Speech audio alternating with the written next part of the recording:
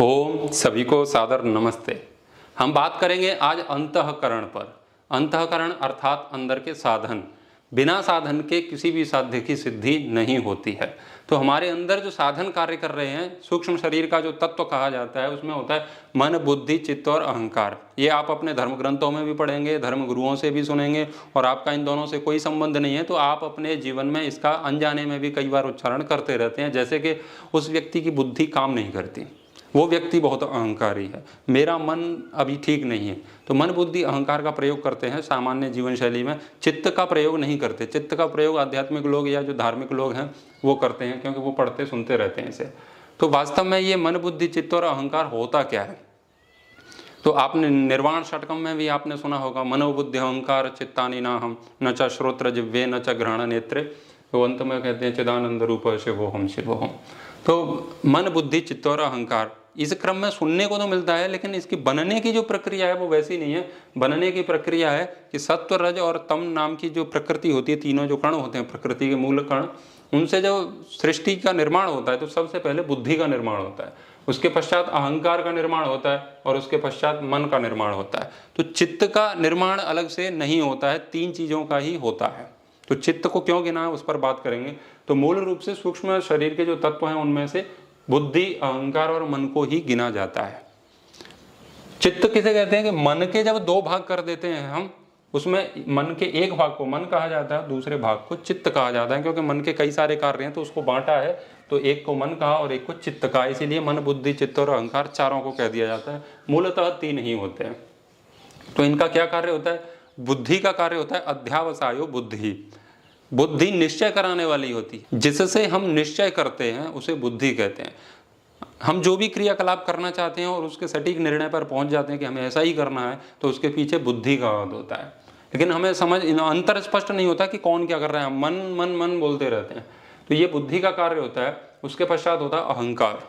अब ये अहंकार वो घमंड वाला अहंकार नहीं है कि मेरे पास ऐसा है, मेरे पास पावर है, मैं चीर दूंगा, फाड़ दूंगा, ये कर दूंगा, वो कर दूंगा। तो ये वो वाला अहंकार नहीं है, घमंड वाला नहीं है। ये अहंकार है अपने आपकी अनुभूति कराना, स्वयं के अस्तित्व की अनुभूति इसी के कारण होती है। अहंकार मैं हूँ, मैं की जो अनुभूति हमारे अंदर हमेशा बनी रहती है वो इसी के कारण होती है। आत्मा है अपने आप में, तो आत्मा अपने आप में बस आत्मा ही है, अस्तित्व है उसका, लेकिन उसका अस्तित्व है ये जान नहीं पाएगी बिना अहंकार के कारण। तो ये अहंकार प्रकृति का तत्व है, ये कोई इमोशनली जो अहंकार हम कहते हैं वो नहीं है, भावनात्मक नहीं है। तो अहंकार जिससे मैं की अनुभूति होती है, जैसे मुझे अभी भी पता है मैं बचपन में वैसा था, मैं जवानी में वैसा था, मैं बुढ़ापे में वैसा हो जाऊंगा। तो जो मैं हमेशा जुड़ा हुआ है वो मैं, ये अहंकार है, उसे मिटा नहीं सकते। वैसे वाला अहंकार होता है वो कुछ लोग, आप जाएंगे ना तो अति आध्यात्मिक लोग जो बन गए हैं वो कहते हैं मैं को मिटाना है। जैसे कोई बुद्ध के पास जाए तो वो कहें कि पहले मैं को मिटा दो, मैं कौन, मैं को मिटा दो। मैं कभी मिटेगा ही नहीं। तो अहंकार वास्तव में इसे कहते हैं घमंड के। जैसे कि मैं कहूँ कि मैं धनवान हूं, तो इसमें घमंड क्या है? मैं घमंड है या धनवान घमंड है? धनवान घमंड है।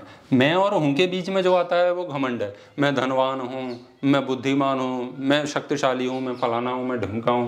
तो ये जो बीच में जो आता है वो अहंकार है। मैं अहंकार नहीं है, मैं तो प्रकृति का तत्व है जो अपने आप की अनुभूति कराने में हमेशा सहयोगी होता है। तो मैं हूं, तो मैं कभी मिटेगा नहीं। आप कितने ही ज्ञानी बन जाओ, कितने ही विद्वान बन जाओ, कितने ही अति आध्यात्मिक हो जाओ, किंतु प्रकृति के तत्व को आप अपने ज्ञान से थोड़ी ना मिटा सकते हो। मोक्ष से पहले इससे पीछा नहीं छूटेगा। ये सूक्ष्म शरीर के तत्व हैं, ये आत्मा को मिलते हैं, आत्मा के लिए ही हैं ये तीनों। अब मोक्ष हो जाएगा हमारा, उसके बाद ही इससे पीछा छूट सकता है, उससे पहले नहीं। तो तब तक कोई कहता है मैं छुड़ाओ, मैं छुड़ाओ, मैं कभी छूटेगा ही नहीं। हाँ, अहंकार छुड़ाओ, अपना घमंड छुड़ाओ, जो ईगो हो जाता है, हर्ट हो जाते हैं हम बार बार में, ये बीच की चीज़ें हैं, उससे हो जाता है, इससे नहीं। तो ये मैं कभी मिटेगा नहीं। अब मैं कितना ही ज्ञानवान हो जाऊं, क्या मैं ज्ञान से अपने हाथ को हटा सकता हूं? क्या काट सकता हूं कि ये मिट जाए? नहीं मिटेगा ना, ये तो मृत्यु के बाद ही जाएगा। और सूक्ष्म शरीर है वो मृत्यु के बाद भी नहीं जाता है, इसीलिए वो मोक्ष में ही जाएगा। तो उसमें से पीछा छुड़ाना है तो साधना करो, ये केवल बातों से नहीं जाएगा। तो ये होता है अहंकार।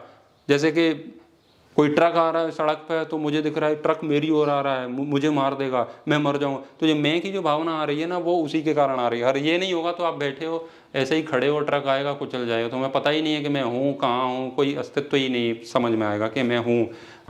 तो ये अहंकार होता है। उसके बाद में होता है मन।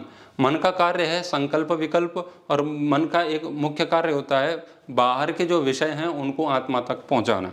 जैसे कि आपने कोई भी वस्तु देखी, मैं ये जो कैमरा देख रहा हूँ अभी, तो कैमरा मुझे दिखाई दे रहा है, कैमरे को किसने देखा? आँख ने देखा।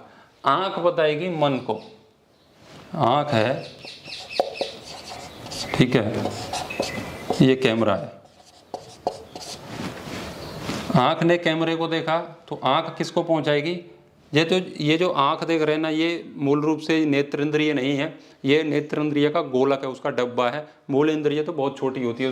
तो कैमरे को देखा आँख ने, आँख देखती, आँख को आप मूल इंद्रिय समझ लीजिए अभी, और आँख इसको पहुँचाती है सीधे सीधे मन के पास। मन पहुँचा देता है ऐसे घुमा फिरा करके सीधा आत्मा के पास। और इसमें बुद्धि सहयोगी होती है, अहंकार भी सहयोगी होता है, और चित्त भी सहयोगी होता है। जब इससे कनेक्शन होगा सीधा आत्मा के पास जाएगा, उसमें सब कार्य करेंगे। बुद्धि बताएगी कि मैं क्या देख रहा हूँ, ये क्या चीज़ है, ये कैमरा है, कब आया कब लाया, मेरा है किसका है, ये सारी चीज़ें इतने साथ साथ कार्य करती हैं कि हमें स्पष्ट ही नहीं हो पाता। जैसे शास्त्र में इसके लिए एक दृष्टांत आता है अलात चक्रवत।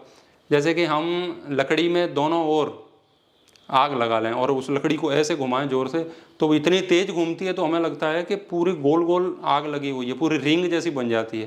लेकिन बंद करो तो दिखता है कि दो जगह है, क्योंकि इतनी तीव्र काम करती है। तो ये इतनी तीव्रता से काम करते हैं कि हमें पता नहीं चलता कि ये इतनी जल्दी कर कैसे देते हैं।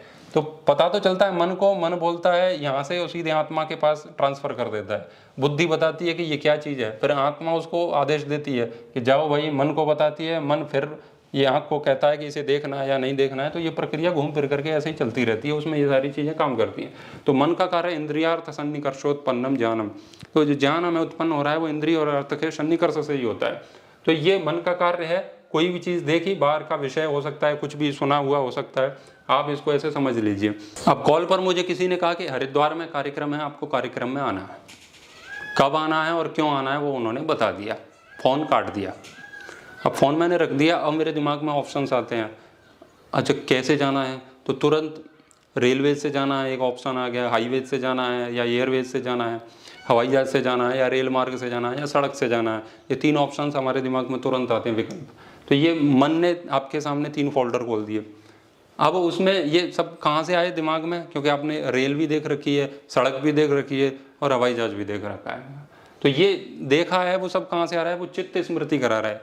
हमारे अंदर जितनी भी इंफॉर्मेशन, सूचनाएं जो कलेक्ट रहती हैं, स्टोरेज रहती हैं, जो हमारी सूचना संग्रहित रहती हैं हमारे चित्त में, वो चित्त ही तो देता है, तभी तो हमें पता चलता है। तो चित्त ने बताया कि स्मृतियाँ उभर के आई कि ऐसा हवाई जहाज होता है, इस मार्ग से जाते हैं। मन विकल्प दे रहा है, बुद्धि उसमें दिमाग लगा रही है।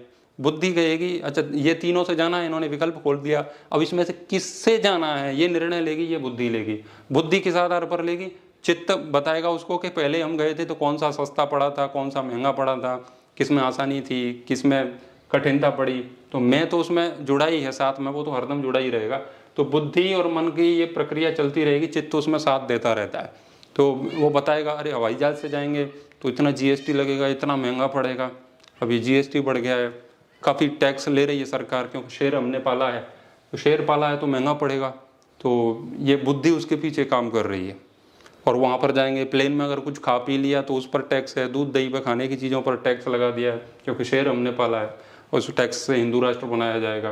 तो वो सारी चीज़ें दिमाग में काम कर रही हैं। तो और टैक्स देने के लिए पैसा तो है नहीं, मर रहे हैं, कुछ दिनों बाद रोने पर भी आप रो भी नहीं सकते, ये भी बुद्धि काम कर रही है कि रोए तो जीएसटी लग जाएगी, क्योंकि रोने के बाद भी जीएसटी लग सकती है, कभी भी कुछ भी हो सकता है। तो ये काम कर रही है बुद्धि। तो बुद्धि कहेगी नहीं नहीं हवाई जहाज से नहीं जाना है, रेल से चलते हैं। तो रेल में फिर आप कई बार रेल में गए हैं तो रेल की स्मृतियाँ आपके अंदर बनी रहती हैं कि कौन से उसमें भी ऑप्शन आएंगे, कौन से में स्लीपर में जाना है, 3rd AC, 2nd AC, 1st AC।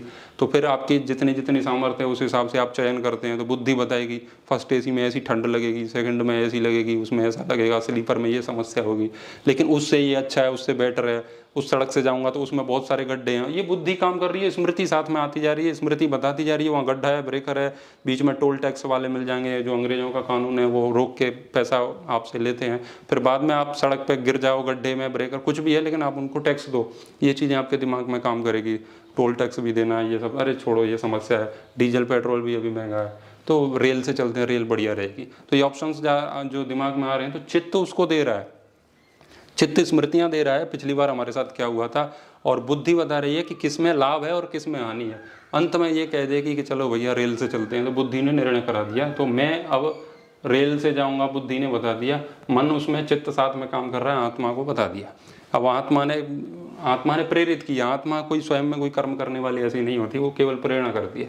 तो आत्मा ने चलो चलते हैं, तो फिर वो बुद्धि को देगी, फिर आपको रिजर्वेशन करना है, कैसे क्या करना है, फिर ये मन चित्त बुद्धि ये सब आपको बताएगा। ये सारा कार्य होता है मन बुद्धि चित्त और अहंकार का। तो मन का कार्य संकल्प विकल्प और बाहर से सूचनाओं को आत्मा तक पहुंचाना, और बुद्धि का कार्य होता है निश्चय कराना, अहंकार का मैं की अनुभूति कराना, और चित्त है वो स्मृतियों को उभारता है, संस्कारों को उभारता है, वो चित्त का कार्य है, क्योंकि सारे संस्कार हैं वो चित्त में ही रहते हैं। तथा अशेष संस्काराधारत्वात्, सांख्यकार कहते हैं सारे संस्कार हैं वो चित्त में रहते हैं।